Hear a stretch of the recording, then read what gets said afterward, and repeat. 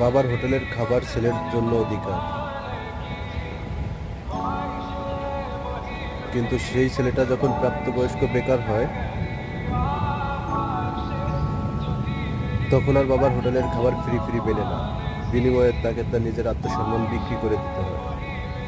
আমি একসময় অনেকবার খেয়েছি। প্রথমে যখন আত্মসম্মান বেশি ছিল, বিক্রি করতে পারতাম, তখন 3 বেলাই খাইতাম। কিন্তু আত্মসম্মান বেচতে বেচতে যখন দেখা গেল আত্মসম্মান খুব কমে গেছে, আর বিক্রি করার মতো নেই, তখন কোনোদিন 2 বেলা, কোনোদিন 1 বেলা, আবার কোনোদিন সারাদিনে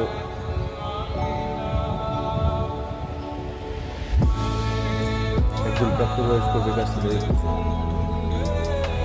বাবার হোটেলের টেবিল থেকে দূরে থাকা